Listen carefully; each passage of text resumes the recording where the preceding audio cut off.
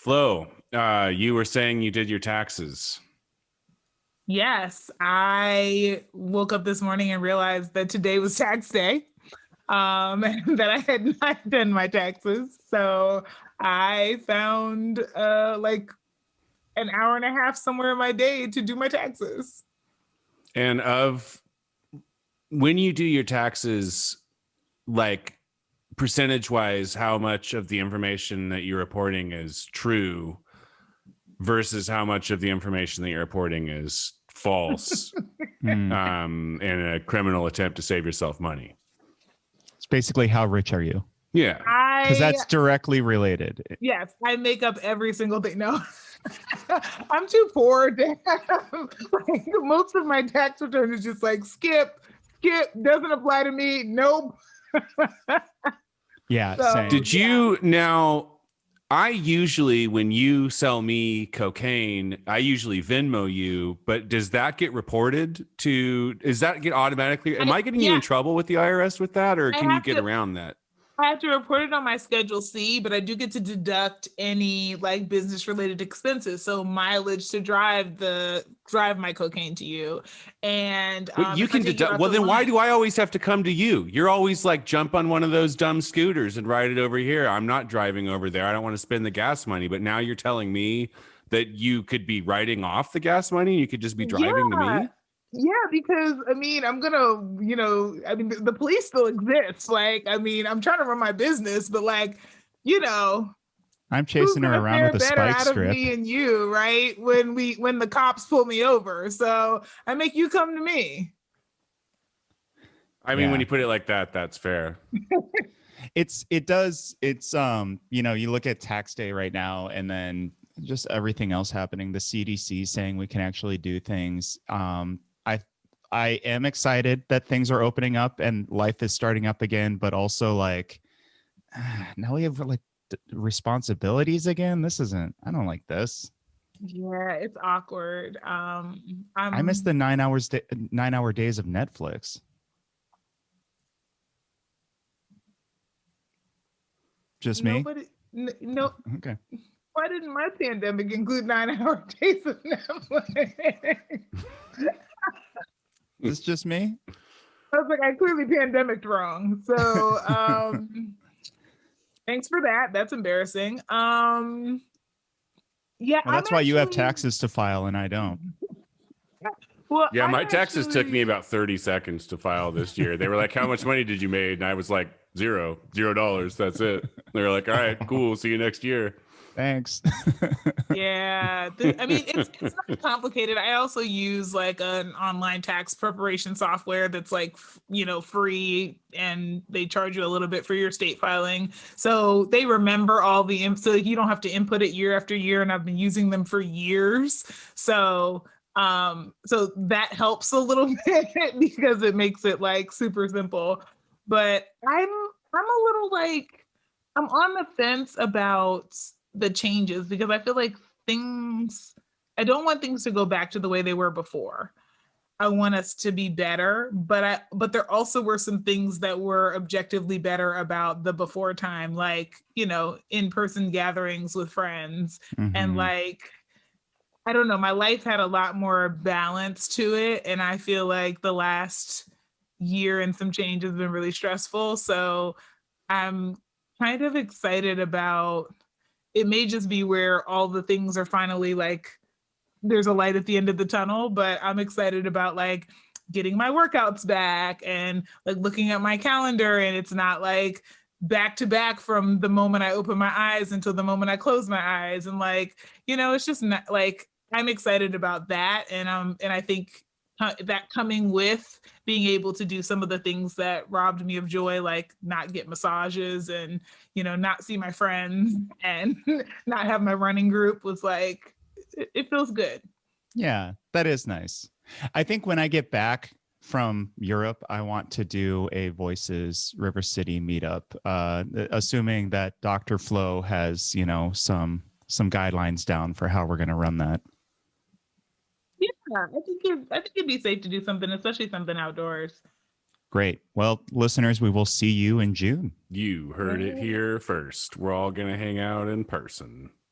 All right, let's start the show. Voices, the things they said. Voices, some from those dead. All the voices heard. Voices, things we say. Voices, they're in your head. All the voices heard. Hello, everyone. You have Kempa. And you have Skyler. No Shannon, but Flo. Very exciting. And we have a special guest today, our very own Sac Snark of Sac Snark fame, infamy. How's it going, man? How's it going, guys? Yeah, there's no real, I think the only thing that's left is maybe like a profile on Voices River City, of like a one-liner is probably the only thing that's left of Sac Snark these days. That's amazing. You were on episode 2 of the podcast back when Anthony Sino was running it, right? Yeah, we talked a little bit about some beer, the beer fest that was in town, and in Anthony's bedroom. That was a good time. Yeah, I remember that. Those were the days when we could record in people's bedrooms. I'm very excited we're going to be back to that soon. Can I ask a question? Like, I'm just under the assumption that Sac Snark is not your legal name. Where does that name come from? How did that originate, and where did that moniker originate? It was a Twitter account I ran with my girlfriend at the time. I think we started it in like 2014. And ran it through. It's right after Trump got inaugurated, I think, is when I shut it down. When you succeeded in getting Trump elected. Right. I mean, that was basically the goal of the whole entire goal of the account, right?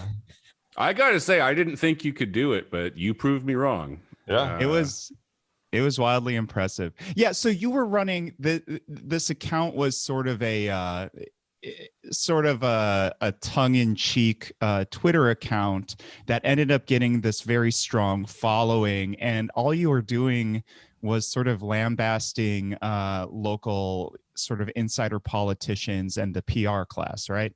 Yeah, exactly. And it's something that like it wouldn't work on Twitter now. It wouldn't work on Twitter in 2021 because it's changed too much. But at the time, there wasn't a lot of like pushback on the placemaking and the just general Sacramento promotion bullshit that was out there, and I saw an opening and I took it, basically. And yeah, had a lot of fun. When the News and Review did the little Q&A with you, that's when I think we all knew you made it. Yeah, right. Yeah, Nick Miller was he was like struggling to find someone for what is it called, 15-minute thing or whatever in the back, and he was like that, something on Twitter asking like, well, what should I do, whatever, and I don't remember, someone suggested it or how it exactly came up that I should do it, and then he DM'd me and he was like, do you actually want to? And I was like, like at that time I had never done, it was just a Twitter account. I had never did anything else with it. And then I was like, oh, what the hell, sure. And then he sent me like a few questions, and yeah, then I wasn't sure like at that point to like sort of like reveal myself, or if it was going to be like keep the act going or whatever. So I just kept it going. It was more fun that way. And here we are all these years later, and no one knows who you are. I still don't. Yeah. I've never met you, definitely. There is only really one other person who knows me. There's a musician in Sacramento. Well, is it me? No. I mean, it's just a guess. Yeah. I think that's where he was going with that, actually. Yeah. Exactly. It was either me or the Deftones. I was one of those two. Yeah. So I'm just super excited to have you on.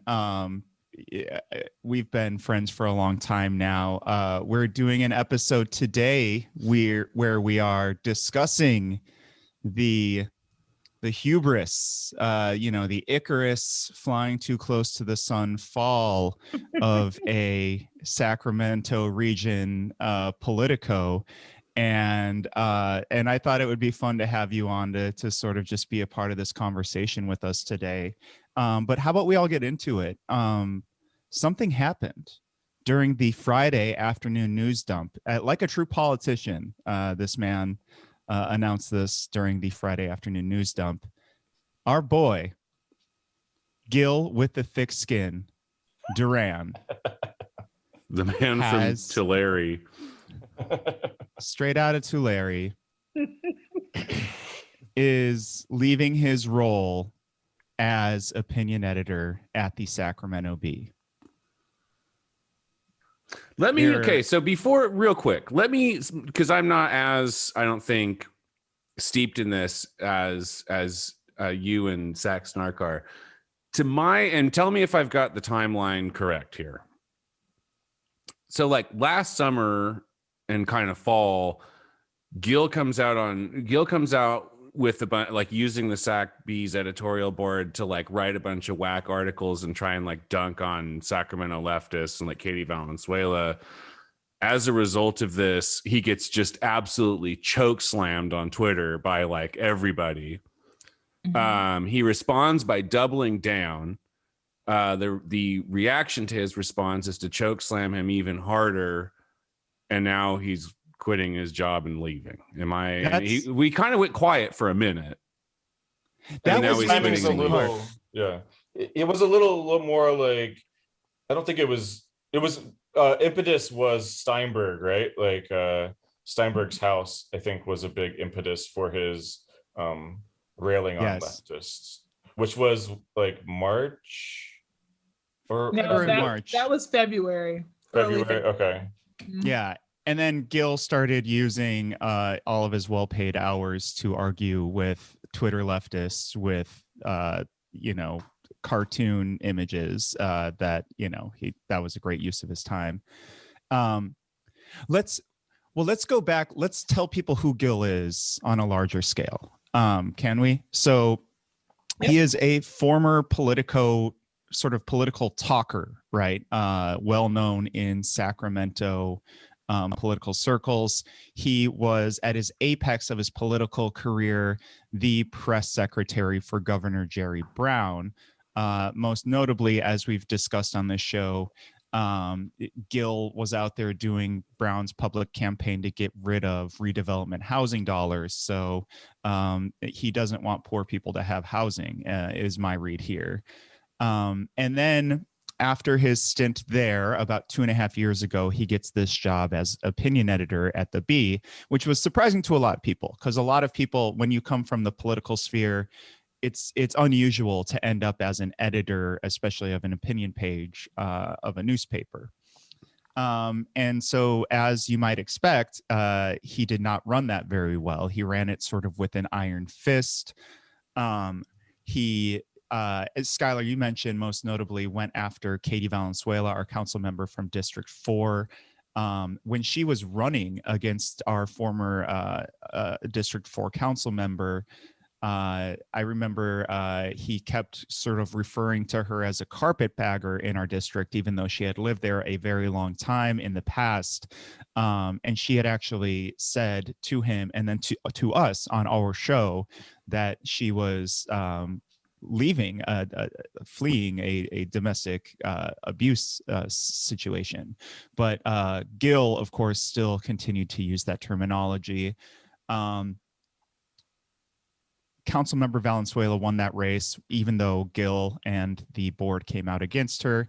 And then historically, he's also come out against a lot of renters' rights issues, most notably Michelle Parasette, was one of the only people of the three people. It's a long story, but she was fighting to get real rent control onto the ballot. What was this, last year?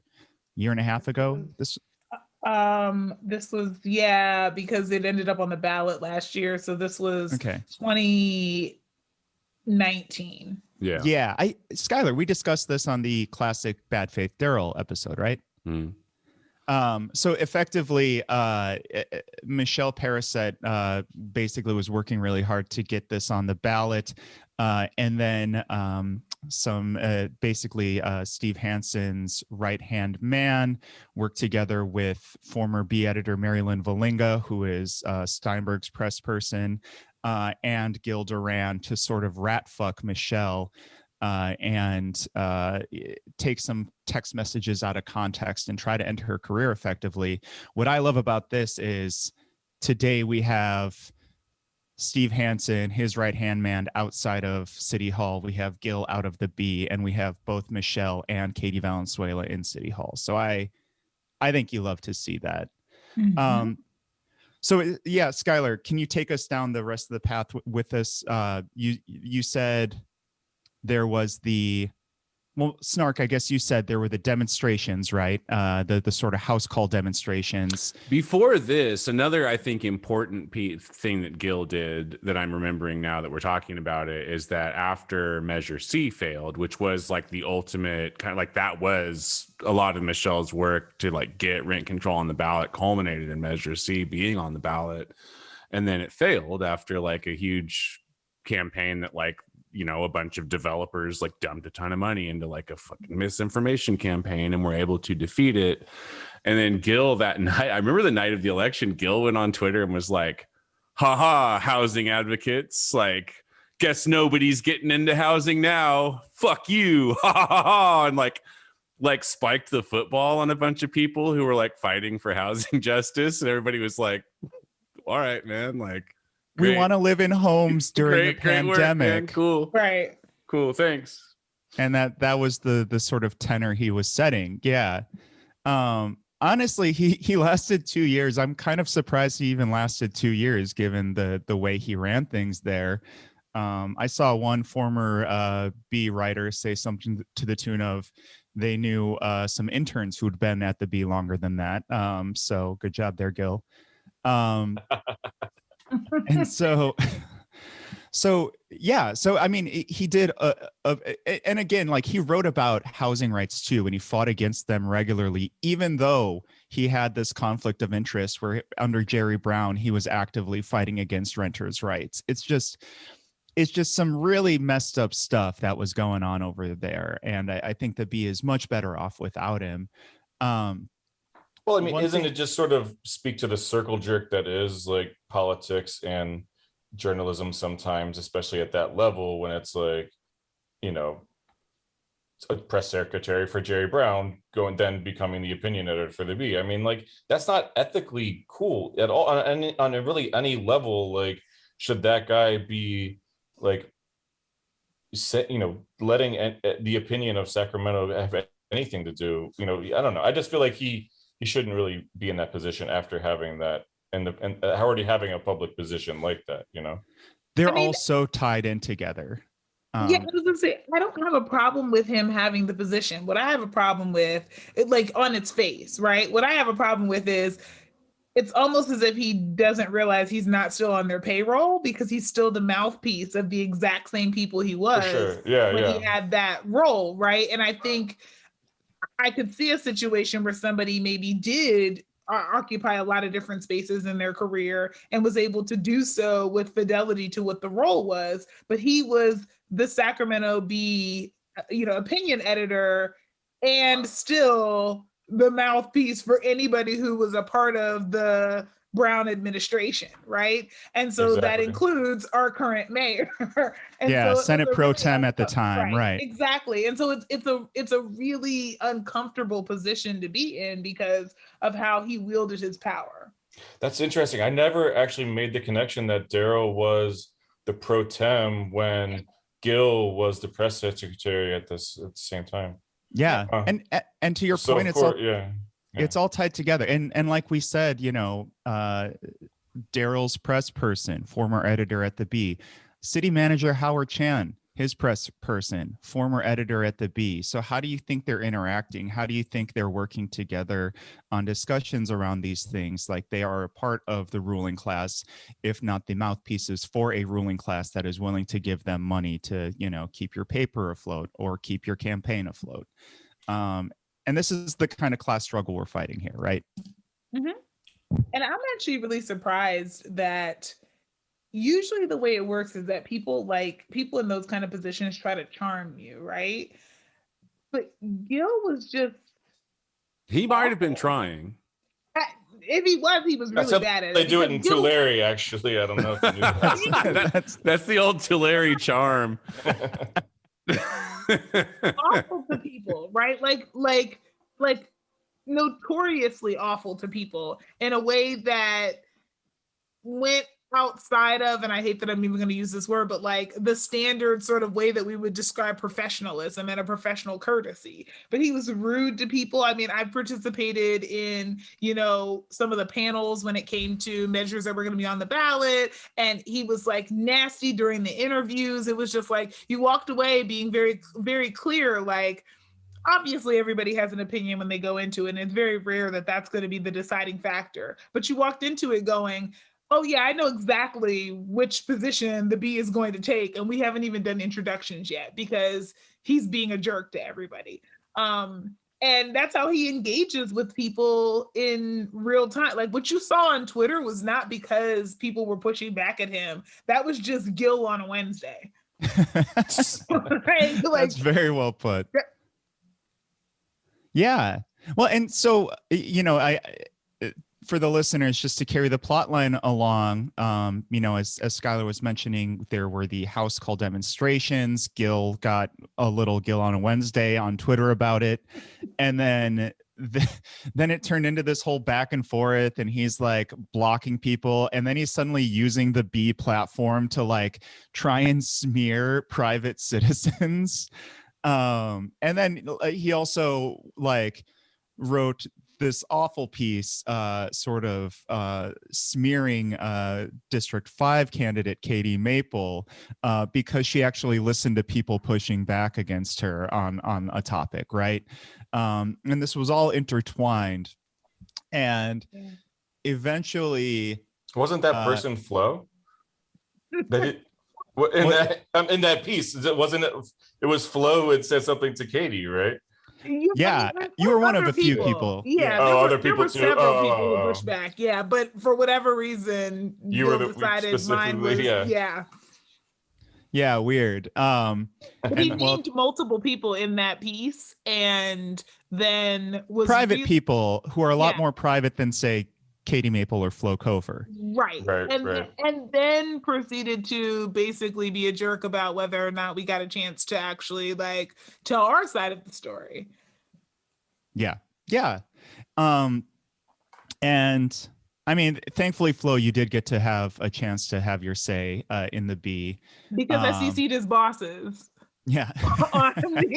Including on the snarky stuff he said that had nothing to do with the piece, right? Like where he was just jawing at me for no reason. And he has no reason to do that. Like he's running. It's just so silly to me. It is. So all that goes down. I believe, I don't know if you all saw this, and we're still trying to find the guy who did this, but then some street art came up. Have you heard about this? You remember this? Some images of Gil as a baby wearing a diaper, and it often came along with words like diaper baby Gil.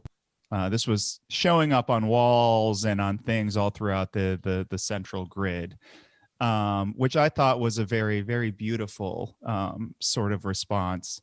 And I guess Gil went pretty silent soon after that, or was he still jawing?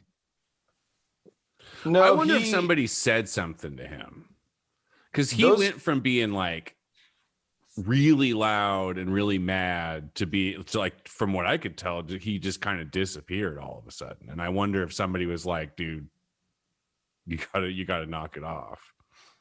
And maybe if it was somebody who pays his paycheck. Yeah, I mean, that art did not last very long at all.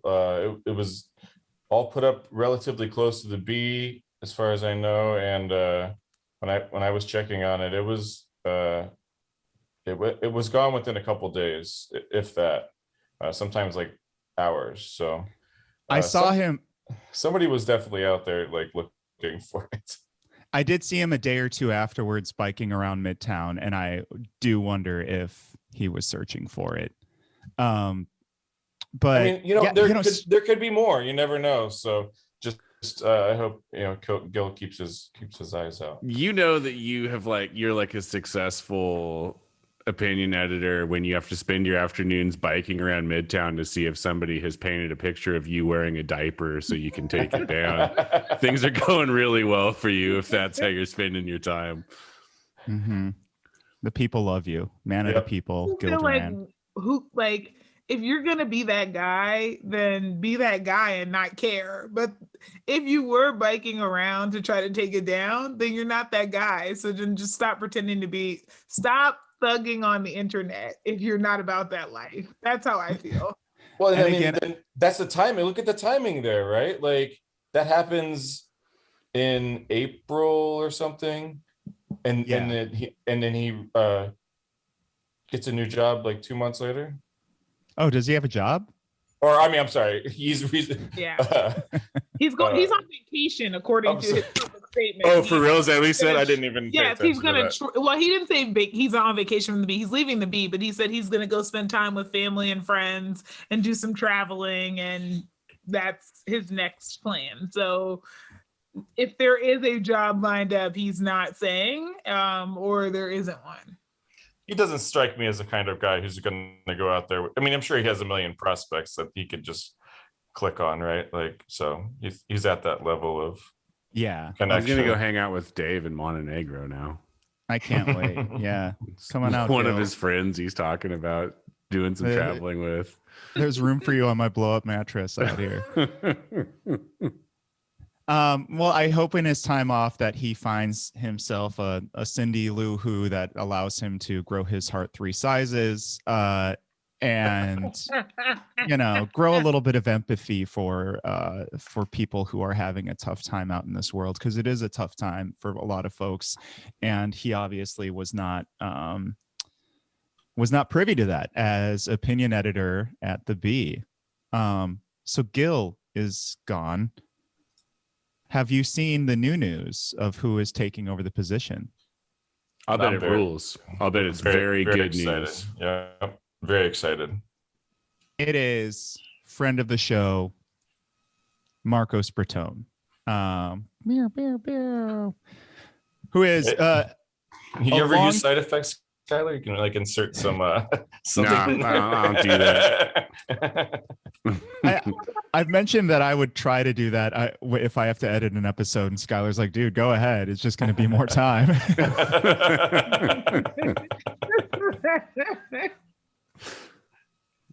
But yeah, Marcos Bertone, longtime opinion writer at the B, someone who for years and years, I think a lot of us were very frustrated with his anti-homeless rhetoric, but he has actually over time, surprisingly, actually, since, Councilmember Valenzuela has been elected, really changed his tune in a lot of ways on homelessness.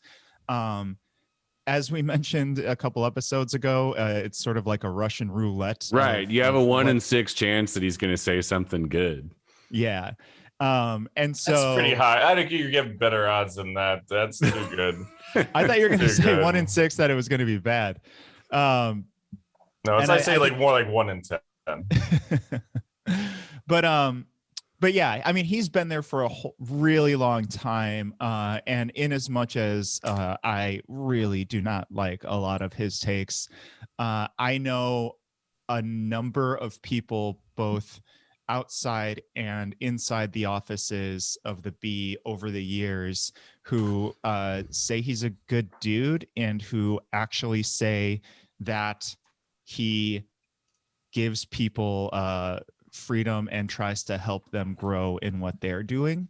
And so one thing that was very notable to me is that the very day that Gil announced that he was no longer the opinion editor at the Bee, a young opinion writer came out with a fantastic piece on demilitarizing the police in our region. Did you all see this? I did. It was her name's Hannah Holzer, correct? Mm-hmm. And so I think this is the type of piece that, you know, ever since Gil took the reins there, that this would not have had breathing room to exist. And so in as much as, I mean, we'll see how it goes with our boy. Yeah. That was a cool thing to see in my book. Yeah, I was going to say, I mean, in the same breath that I would say that, you know, Gil is someone who I both politically disagree with and I also think is a jerk. Marcos is someone who I, you know, what was the 1 in 6, right? Like I sometimes agree with and sometimes disagree with, but he has been a much kinder person and much more thoughtful and willing to engage when I pushed back and said, I think your take on this was wrong. We've had like a reasonable conversation about it. And I found him to be, you know, helpful in navigating like the, you know, nonsense sometimes that is the bureaucracy at a newspaper and things like that. So, I mean, to the extent that just having a person with who's a better like human being in a role makes a difference, and who maybe agrees with you a little bit more is helpful. I think that's likely what we're getting. But you know, time will tell what he does with this role. But that's my view of him is, you know, not at all the same person as Gil Duran.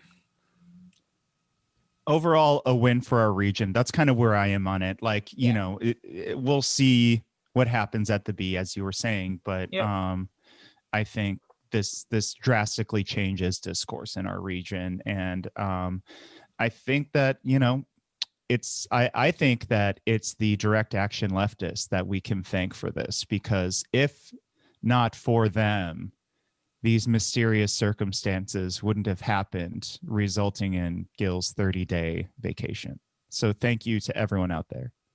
I think it's also worth pointing out that a thing that we get as Sacramentans out of this deal is that the new boss has I think obvious, like an objectively more tasteful approach to facial hair than the last guy. So that's good. And I have my critiques of Marcos Breton, but I don't think anybody's going to be like memeing his facial hair. And that was a thing that was happening with Gil Duran, and we probably won't see that so much. Yeah, my favorite tweet ever was in response to something Gil tweeted. Somebody tweeted a picture of that like face plate for that little, what is it even called? That type of it's a goatee. For the goatee, and like where you like are shaving around the facial plate, and it said, "Preparing myself for a bad tweet" or something. Yeah, getting ready to fire off a real bad take. That was it. No, Marcos has a beautiful beard, so folks are going to have to get more creative in that regard. Yeah. Well, should we, farewell, Gil. Shall we move on? We shall. Sure. Okay.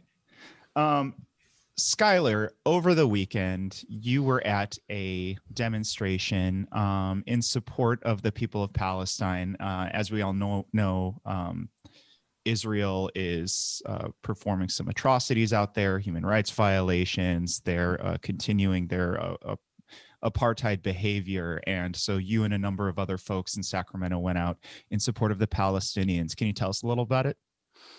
Yeah, it was honestly, it was awesome. I kind of went out on sort of on an impulse, just with myself and my partner, and we went out because I like saw like a thing on Twitter or whatever. So we cruised out on Sunday afternoon, and I didn't really know what to expect at all. I was like, well, we'll see. Maybe if this is a thing where it's just like 5 weirdos, then we'll just go get coffee and go home or whatever. But we got out to J and 16th Street, and there were like hundreds of people out there. It was awesome.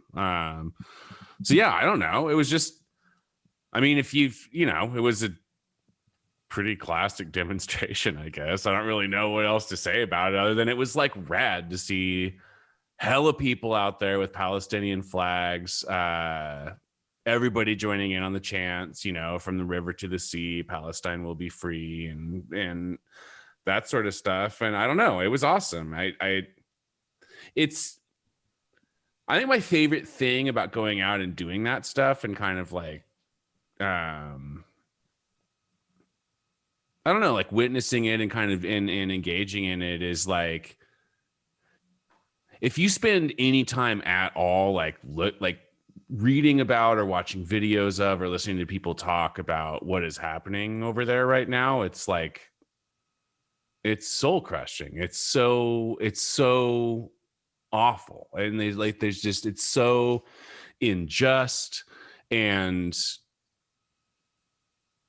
like the people who are in the wrong have like all of the power and all of the support and all of the money, and it makes you feel awful to like read about it, you know, or like or really engage with it, and like going out, and not that like, you know, it still is, you know, obviously like that. I mean, not like nothing has really changed, obviously, as we'll get into. Now we're entering into like our second week of like daily bombings, but there is something that's like uplifting around being around like hundreds of like-minded people who are all like standing together in solidarity to be like, no, like this is hella wrong, we need to call it out, like, and people need to hear us. And Yep. So to that purpose, it's hard to say that, like, it's not like an enjoyable experience to go do something like that necessarily, but it is, I don't know, like it's kind of awe-inspiring, and it does kind of like bring you back to the thing where you're like, okay, cool, like there are cool people who like care about justice and who are willing to like go get in the street and stand up for what's right, you know? Yeah. Well, this solidarity, right? Like that's, yeah, exactly. Yeah. Absolutely. This, and to me, and like, tell me if I'm being a sweet summer child here, something feels different this time around than in previous atrocities, at least in our adult lives, that Israel has committed against Palestinians. I think that's really right. True. Even the libs now are like, okay, like this has got to stop, which is the first time. I mean, as we'll get into, not all the libs, but at least some of the libs. Yep. And that's remarkable. You know, you were out there on the anniversary of the Nakba, right? The catastrophe. That's what Palestinians were out there, you know, remembering, which is from 1948, when Palestinians were just beginning to be displaced. It's been going on that long. What is that? 73 years? No. 78. Yeah. 70. Yeah, 73 years. Okay. I can't believe I got that off the top of my head. Yep. And okay, so I'm glad to hear that like something is different. I don't think I've ever seen that many people in the streets, especially throughout our country, and especially in solidarity with the Palestinians. And then you look at in Washington, D.C., we actually have, I mean, first of all, we have two very vocal Muslim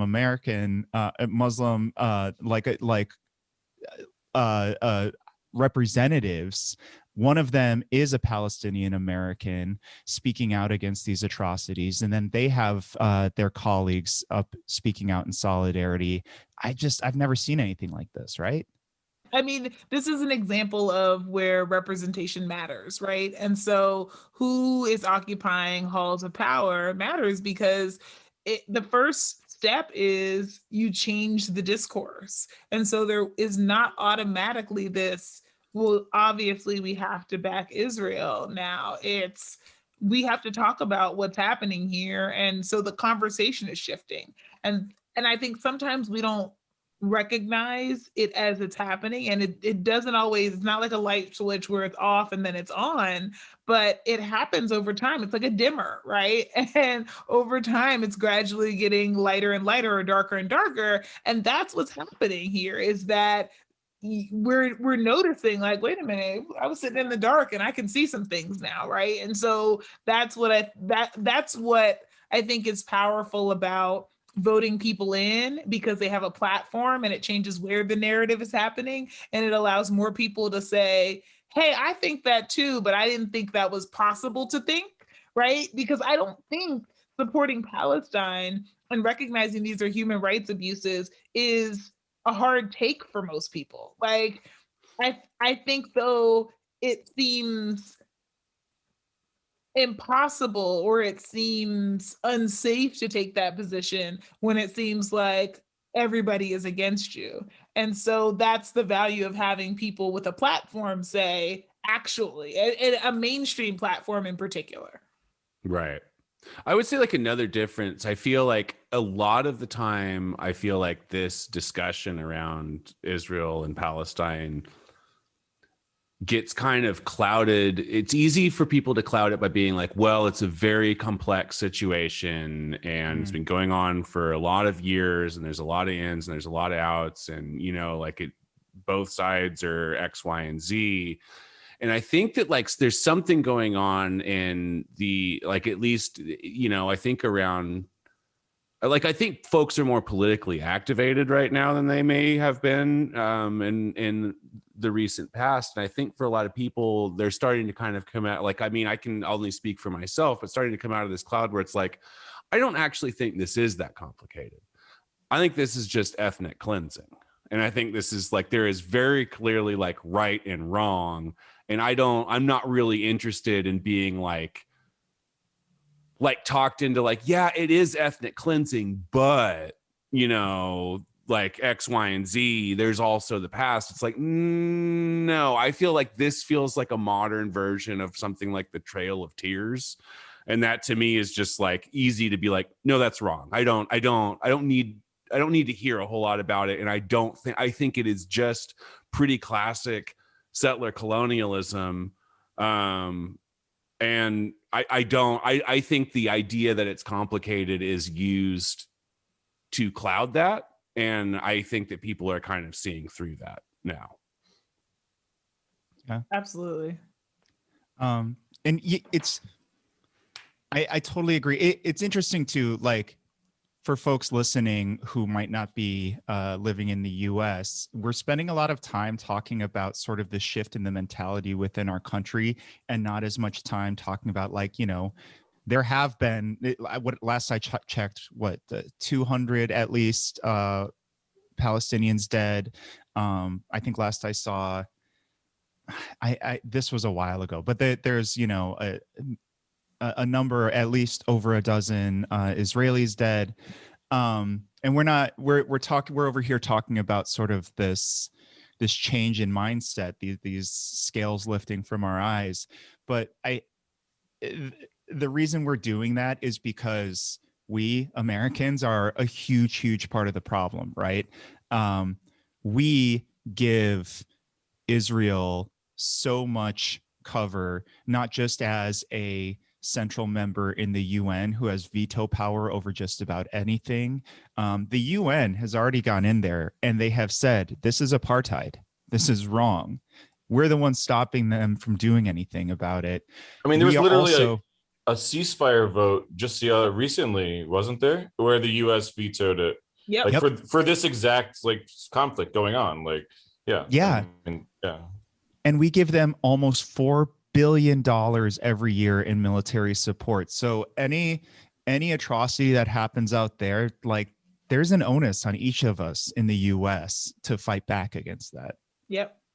And I think the thing that stands out to me as an important part of the narrative is so much of the way that this is framed is like, you are either for Israel or you don't like Jewish people.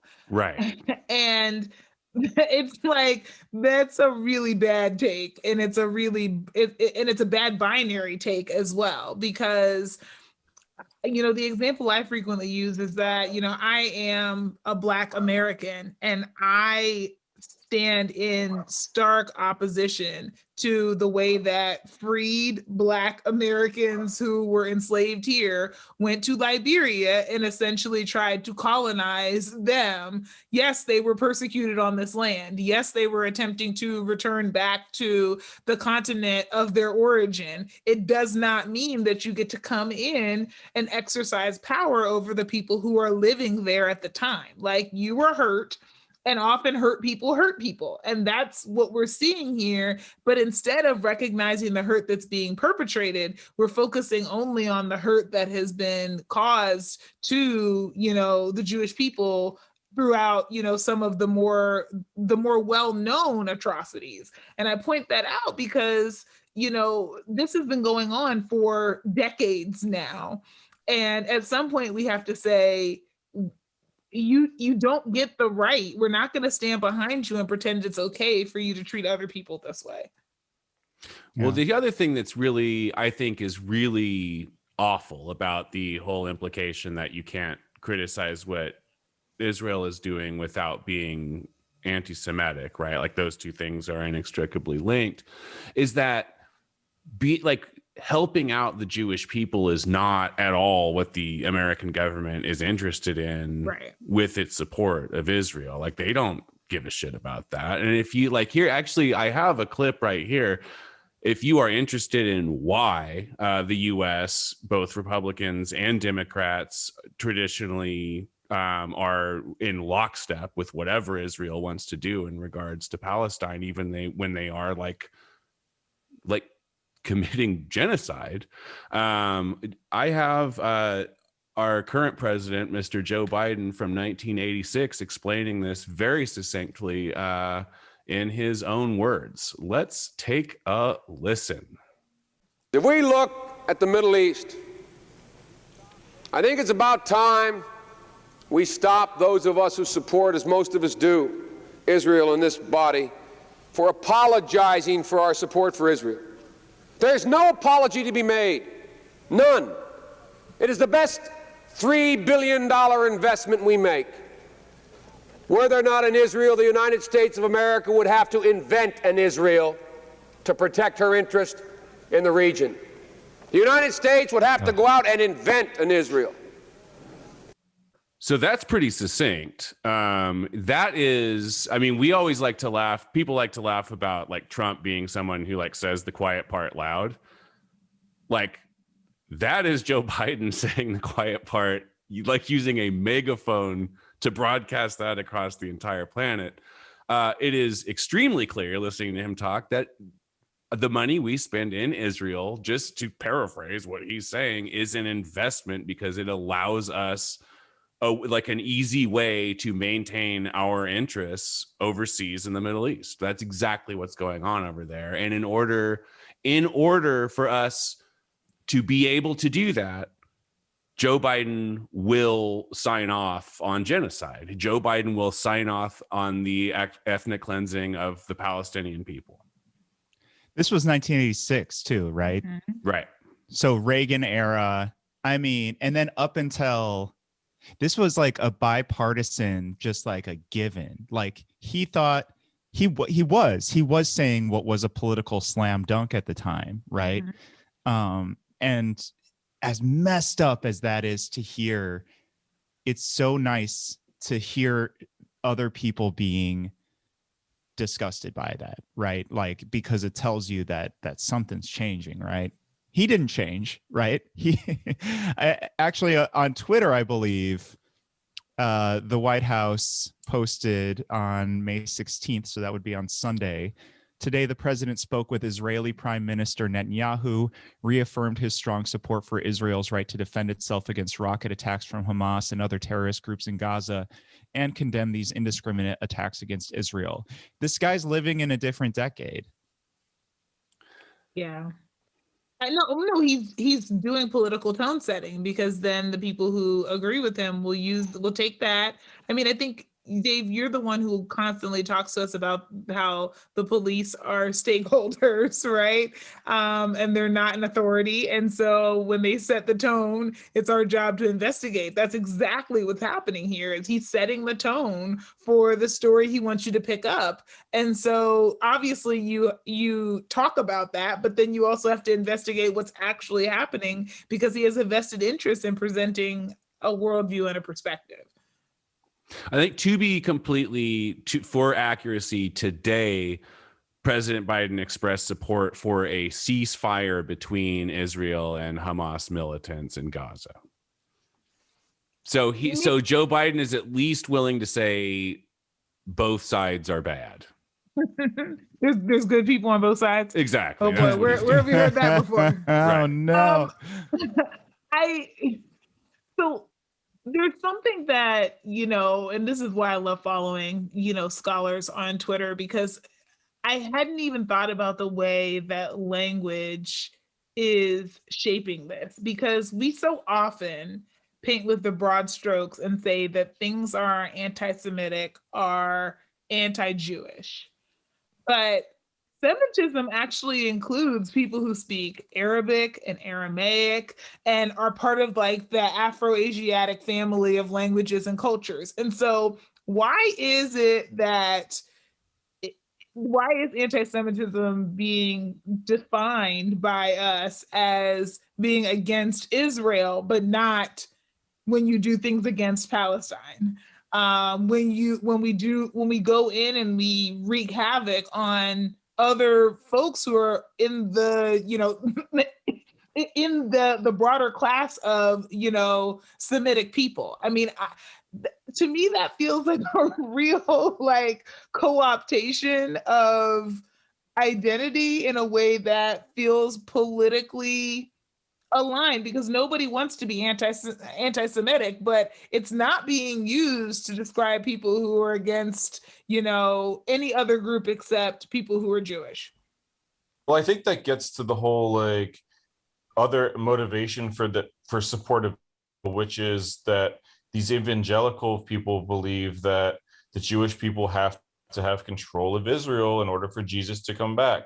And so, yeah, we give them hella money and we support Israel, but there also is this whole other aspect that it's like, oh, we think Jesus is coming back. So that's a whole nother reason why, the whole nother motivation for these folks, and I think it gets to like that language thing, even almost like, I think you could maybe even figure out some tie back there linguistically of religion and culture or something that is like, where it's separated, like, the people or whatever. But I think that like, yeah, I think that plays a huge role into it too, is this like white evangelical like obsession with Jesus's resurrection, or I guess that's not it. It's the second coming or whatever they think it is that's gonna come. I haven't been reading up on it.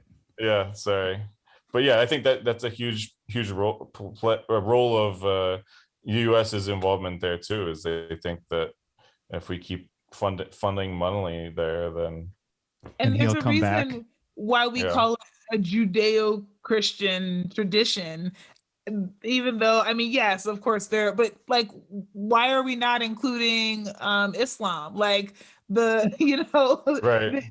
the first, I mean, if we're doing the Torah is essentially the Old Testament, the Bible, well, I mean, the Quran also includes some of those same stories and same text. So like, we're making political alliances, and even the way that we describe some of the religious undertones that are used to justify what's happening politically.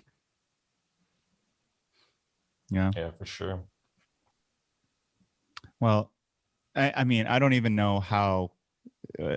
I'm not even thinking about how we're gonna like change the minds of our evangelicals in this country. There's no mind changing in there. Yeah. I do think though it's worth I think a thing that can't be pointed out enough, and I think somebody had some great. I'm gonna not remember this correctly, but somebody had some great thing on Twitter that I saw about that, talking about that clip that we just played of Joe Biden from '86. Where they basically compare like the US involvement with Israel to like we basically Israel is basically like a big aircraft carrier that's right in the middle of the Middle East, that we don't have to have troops at, that just allows us to have this outpost with right nuclear in the middle, weapons. Right, with exactly. Exactly. This like, and they aren't going to, Israel is not going to criticize what the US is doing in places like Afghanistan or like other places in the Middle East, right? And so it's like this mutually beneficial thing that's going on over there. And it like, that is what it is. It is not like there's no Joe Biden and also all of the Republicans who just like full on support Israel without question don't care about like justice for the Jewish people. Like that's not the thing. They care about having that access that they are allowed by having that relationship to Israel in the Middle East. And that to me, that in my, as far as I can see, that seems to be the like number one reason for that entire relationship and the way that it exists. And I think once people I think people are kind of starting to wake up to that. I don't know. It seems like they are. Yeah. It's a hugely strategic element of the US empire, which has wreaked havoc throughout the world. It also is weird to me, especially like because the Republicans are so on board for Israel. And it's funny to me that people are like, because so many US Republicans at this point are like full on Nazis, right? Who are like, oh, and like believe like Nazi shit, like the Jews control the media and have all the money and pull the strings from like behind the scenes and like believe super anti-Semitic shit. But then we'll go on and be like, oh, if you don't like Israel, you're anti-Semitic. And it's like what? Like what is your ideology? What is fucking happening? Like cognitive Not dissonance. internally consistent. Yeah. Well, I will say, yeah, I mean, hopefully we can do more on this topic in the coming weeks. I'm working on actually getting a special guest on to discuss this. But locally, it was also nice to see both council members, Katie Valenzuela and Mai Vang, come out, at least on Twitter, in support of the Palestinian people. So, as a small little microcosm of how things are changing, that was really nice to see. Exactly. And to Flo's point from earlier, I mean, we're talking like Sacramento City Council members, so not maybe people with reach like AOC or Ilhan Omar, but like it starts where it starts. And so it is important, I think, for people like Maya and Katie to be vocal about these issues and whatnot. Yeah. And I echo, Dave, your sentiment that it's really cool to see them do it. And also in part because the people who occupy these positions in the local level have the greatest chance of also rising in the ranks and being the people in that show up. So, right, they don't usually show up in Congress first. They start somewhere and work their way up. And so it's helpful to know that the people who are in the pipeline can see some of these things very clearly. Yeah, absolutely. Yeah. There are a few things that I feel like at this point I need clarity with, because right now I feel like there's a bunch of things that I can see, but they are like somewhat muddled, right? As if I've been, I don't know, my eyes have been filled with bees. It's as if my eyes were filled with honey and then bees went in there and they were trying to do some stuff in there. And so it's hard what I'm saying is it's very hard for me to see clearly when this is happening in my eyes. Are you guys with me so far? I'm having so much trouble right now. Okay. Okay. So I got some honey in my eyes, and then some bees came, and then the bees. Anyway, Dave, is there a place on the internet where the honey gets cleared from your eyes, and the bees fly away, and then great takes are revealed once the honey and the bees are all out of your eyes? You know what I'm saying? You guys get where I'm going with this. For decades now, everyone within the Sacramento region, the second they wake up, the second they open their door, just right out the gate, there's a bee, and that's where they're getting most of their information. But there are other places that you can, learn about what's going on in the world. That was one place in skillful, particular. Thank you. Mm-hmm. I think that's where you're going with that. One place in particular. I think that's giving me a lot of credit. But...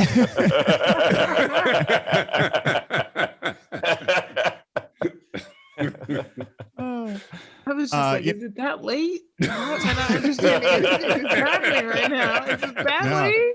I just have so much respect for all of you being up this late. It's only 8:15 a.m. where I am. But there's one place that is just, filled with honeysuckles of perfect takes. I don't fucking know. I've got no excuse. I just said what time it is out here. And that place is called Voices River City. You can go to our site, voicesrivercity.com. Our podcast is sort of the centerpiece these days. That's on all podcast platforms. You can find it on YouTube, Voices River City. We're on all social media, Facebook, Voices River City, Twitter and Instagram at Voices River City. The Instagram is very funny. Skyler runs that. Check it out. We have a store, voicesrivercity.com/shop. We have had an influx of new patrons this month, especially after the last episode. So welcome to all of you. Much more to come, especially with our special Friday episodes that are patron only. But that's only as little as $5 a month, folks. If you're enjoying your Tuesday episodes and you just want more, that's it. $5 a month on Patreon. And yeah, I guess that's about it. I am on Twitter. My name is at Kempo, YUKNOWKEMPO. You can find my takes on Twitter at Guillotine for You. That's Guillotine, the number 4, YOU. And we miss you, Shannon. And you can find Shannon at Shan and D Stevens. And you can find me at Flojaune, FLOJAUNE. Now, Mr. Snark, I believe something happened to your Twitter profile and we can no longer find you there. Do you want anybody to know where you are these days? No, that's all right. Have you considered starting up a new one as Tony Snark? No, that'd be fun. That could work. Yeah, I like it. I like it a lot. Could be some fun art to do with that, actually. Yeah. Well, right. We will leave you in the shadows if that's where you want to stay. But thank you so much, really, for all you've done over the years and for coming on today. Yeah, it's been a pleasure. Yeah. Yes. Thank you. This was fun. Yeah, for sure. All right. Well, that is the ep. If you are listening to this, we want you to know that we love you and we want you to stay safe. Stay sane. Stay healthy. And stay the fuck away from me. I was wondering if Snark was going to do it.